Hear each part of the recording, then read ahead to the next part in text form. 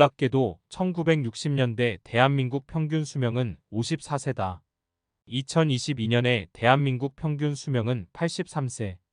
반세기 만에 수명이 50%나 증가했다. 저출산은 말이 많지만 장수는 저출산과 크게 연관있다. 이제 재수 없으면 장수하는 시대다. 60세만 되면 장수를 기념하는 의미에서 환갑잔치를 열던 시기를 지나 현대 사회는 이제 100세를 준비해야 한다. 말 그대로 재수 없으면 장수하는 시대다. 젊은이들이 아이를 낳지 않는 이유에 대해서 의견이 많다. 가령 주거 문제, 교육비 문제, 사회적 문제 등 다양한 문제가 젊은이들의 출산율을 낮추고 있다고 말한다. 과연 진실일까? 전쟁 직후인 1960년대 출산율은 6.1명이다. 과연 그때는 현대 사회가 가진 모든 문제가 해결됐던 시대일까? 그렇지 않다. 1960년 초기에는 아이를 낳던 이들의 기대 수명은 60대였다. 즉 20대에 아이를 가지면 아이를 독립시키고 난 뒤인 20년 노후 준비만 하면 기대 수명까지 살 수 있었다. 현대는 어떨까? 현대의 기대 수명은 100세이다. 초산 나이가 많아져서 30대에 아이를 가졌다고 해도 아이가 독립할 때쯤의 나이는 50대다. 현대 젊은이들이 아이를 낳지 않는 이유는 50년이나 되는 초장시간 노후 때문이다.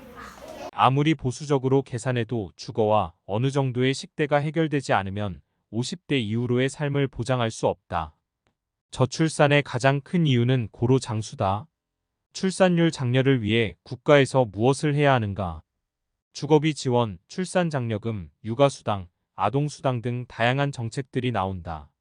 2023년 4월 괴산군에서는 출산장려금으로 1억 수령자가 나왔다. 사람을 돈으로 해결하려는 정책은 여타 선진국에서 모두 실패하고 있지만 그럼에도 효과가 미미한 출산장려 정책이 쏟아져 나오고 있다. 장수라는 사회적 흐름은 피할 수 없다. 대체로 장수하는 국가일수록 출산율은 낮다. 인간의 생산력은 340대의 절정을 맞이하고 노년부터 감소한다. 생산력은 감소는 과거 사회에서 피할 수 없는 숙명과 같았지만 현대 사회에 오면서 기술적인 부분으로 해결 가능하다. 대한민국 기대 수명은 세계 1위다. 남녀 모두가 세계 1위를 하고 있고 여성의 경우에는 인류 최초로 기대 수명이 90세가 넘은 유일한 국가가 되기도 했다. 출산율과 기대 수명은 이런 연관성이 있다. 불투명한 미래가 길어질수록 인간의 심리는 불안의 늪에 빠진다. 젊은이들이 불안한 것은 현재가 아니라 미래다. 현재는 어려움에 빠질수록 생명력이 높아진다. 미래가 어려움에 빠지면 생명력은 급격하게 떨어진다. 대한민국의 자살률이 이처럼 급격하게 높은 이유도 불투명한 미래 때문이지 암울한 현실 때문은 아니다. 과거의 경우 혼인이라는 이벤트는 삶의 2분의 1 지점에서 이루어진다. 고로 보통 50세 전후의 수명을 가진 이의 경우 20대 혼인을 하면 나머지 절반을 부부 공동체로 살아간다.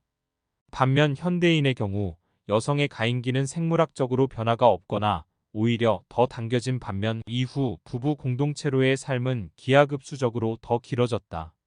이에 많은 사람들은 혼인이라는 이벤트 자체를 문화적인 속도에 맞춰 뒤로 미룬다. 생물학적 변화가 사회 문화의 변화를 빠르게 추월하거나 뒤처지면서 인간의 출산율은 고도 산업국가일수록 줄어든다.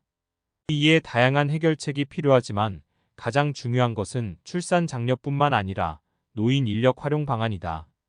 대한민국의 경우 앞으로 더 죽지 않는 사회가 된다.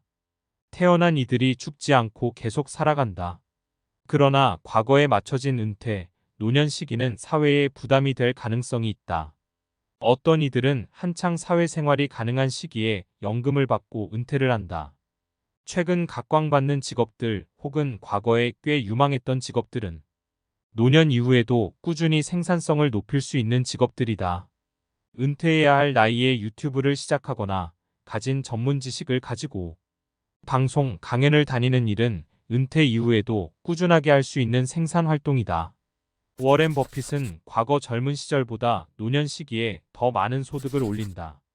그 밖에 다양한 사람들이 더 많은 소득을 고령 시기에 얻는다. 실제로 고령이라는 것은 직업군에 따라서 혹은 상황에 따라서 반드시 나쁘게 작용하진 않는다. 고령인들은 꽤 많은 자산을 형성한다. 젊은이들은 노동의 역할을, 노인들은 자본의 역할을 담당하며 사회가 전진해 나간다.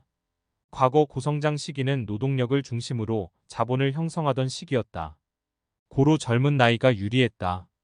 그러나 이후 고도산업 국가의 경우에는 노동력보다는 자본력이 훨씬 더 중요한 성장 동력이기도 하다.